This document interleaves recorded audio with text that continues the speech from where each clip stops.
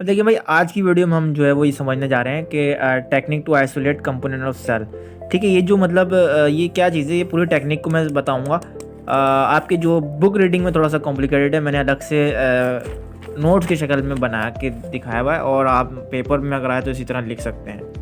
ठीक है, technique to isolate cellular component. अच्छा देखें भाई, इसकी डेफिनेशन भी आ जाती है सेल फ्रैक्शनेशन की ना, तो आप यहाँ से लेकर पूरी यहाँ तक डेफिनेशन लिख देंगे। अच्छा, आइसोलेट का मतलब क्या होता है? आइसोलेट का मतलब होता है अलग करना। ठीक है ना, वो अलग अलग चीज़ें करना। अब जैसे कि आप ब्लड टेस्ट करवाने जाते हैं अपना, ठीक है, फॉर एग्जांपल आपने ग्लूकोज का ब्लड टेस्ट कराया कि भाई आपकी ब्लड के अंदर कितनी शुगर है, तो वो किस तरह होता है? वो भैया वो सेंट्रीफ्यूगेशन की वजह से होता है, वो फ्रैक्शनेशन की वजह से जो है वो आपका ब्लड जो है वो अलग होता है उस शुगर से।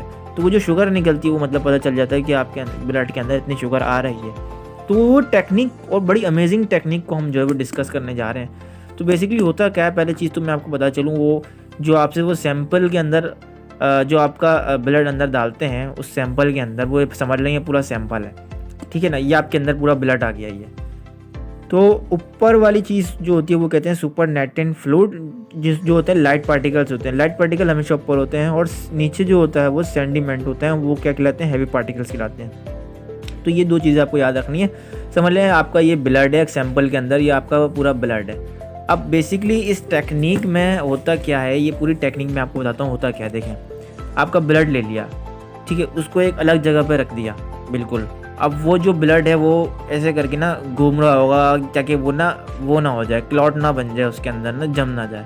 तो वो किसी ऐसी मशीन में डालेंगे जो मतलब ऐसे उसको घुमा रही होगी, इस टाइप की मशीन होगी, तो वो घुमा रही होगी। तो पहले चीज़ क्या करते हैं, एक्सप्लेनेशन में आपको बताता हूँ। पहले चीज़ देखें, first of all large number of cell are broken down in ice cold environment in a machine called homogeniser. अब देखेंगे भाई, एक कोल्ड एनवायरनमेंट में क्या होता है, वो जितने भी लार्ज ब्लड के अंदर जितने भी लार्ज मॉलिक्यूल्स होते हैं ना, जितने भी लार्ज चीज़ें होती हैं इस ब्लड के अंदर, वो टूट जाती हैं। ठीक है, वो घूमता रहता है, ये सेंट्रीफ्यूगेशन होती रहती है, ये टूटती रहती है चीज़ें। ठीक है, कोल्ड एनवायरनमेंट हमें चाहिए होता है, उसको हम कहते हैं होमोजेनाइजर। ठीक है, अच्छा, अब 10 मिनट बाद क्या होता है, 10 मिनट बाद ये चीज़ें होती हैं, और वो ये क्या चीज़ होती है, दूसरी एक्सप्लेनेशन में आपको बताता हूँ कि हमने क्या किया। हमने उस ब्लड को क्या कर दिया था, free content of the cell are introduce in the machine called centrifugation. वही हमने मतलब ब्लड को लेके वही मशीन जो हो रही है घुमा रही होगी, और वो लार्ज पार्टिकल टूट रहे होंगे, ये उसको कहते हैं सेंट्रीफ्यूगेशन। ठीक है, ये ब्लड मतलब ये ऐसे करके घूम रहा होगा। तो तीसरी चीज़ में क्या किया हमने, तीसरी चीज़ at low speed the larger particle are settle down in a sentiment.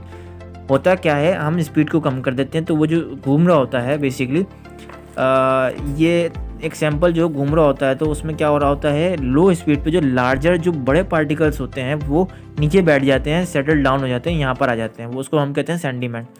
और चौथे स्टेप में क्या होता है, the lighter particles are still in the supernatant fluid, और जो हल्के पार्टिकल्स होते हैं वो ऊपर रहते हैं। ठीक है, वो ऊपर रह जाते हैं, और उसको फिर हम जो है वो निकाल लेते हैं, सेपरेट आउट कर लेते हैं। तो इस तरह जो होता है वो क्या होता है, आपका ग्लूकोज अलग हो जाता है ब्लड से। समझ लें पूरा ब्लड है। ठीक है, तो ये जो लार्ज पार्टिकल नीचे रहेगा, ऊपर जो लाइटर पार्टिकल रहेगा उसको हमने अलग कर दिया, तो ये दोनों ब्लड से क्या चीज़ें हो गई, वो अलग हो गई। तो ये जो तमाम चीज़ें वो उस टेक्निक को हम कहते हैं भैया technique to isolate component of the cell. ठीक है ना, उस जो जितने भी सेल के अंदर कंपोनेंट्स है उसको हम अलग करने का जो तरीका है, जो हमने आज सीखा कि किस तरह अलग होता है। अब ये वो है कि 10 मिनट बाद जो है वो ये शेप होगी, 5 मिनट बाद फिर हम जो है वो इस तरह करेंगे, तो ये जो चीज़ें अलग होती जाएंगी। माइटोकॉन्ड्रियल लाइसोसोम जो है वो सेंटीमेंट में आते जाएंगे। ठीक है ना, वो इस तरह ये घूमता रहेगा। ठीक है, 5 मिनट बाद हमने देखा, पहले तो क्या हुआ, अलग न्यूक्लियस अलग हो गया, फिर क्या हो गया, माइटोकॉन्ड्रियल लाइसोसोम जो है वो सेंटीमेंट यहाँ पर अलग हो गए। फिर 60 मिनट तक हमने इसको रोलिंग करी, घुमाते गए, फिर क्या हुआ भैया, राइबोसोम एंडोप्लाज्मिक रेटिकुलम जो है वो सेंटीमेंट में अलग हो गए। ठीक है, सेंटीमेंट यानी कि नीचे आते रहेंगे हैवी पार्टिकल्स, ऊपर जो है वो लाइट पार्टिकल बचते रहेंगे। फिर फाइनली क्या हो जाएगा, वो पूरा एक सोल्यूशन बचेगा जिसको कहते हैं सोल्यूबल पोर्शन ऑफ साइटोप्लाज्म। ठीक है ना, इस तरह ये आपका पूरा का पूरा ब्लड सेपरेट हो चुका है, ये फिल्टर हो चुका है बेसिकली आपका ब्लड। तो ये जो आज टेक्निक थी, उम्मीद आपको समझ में आई होगी।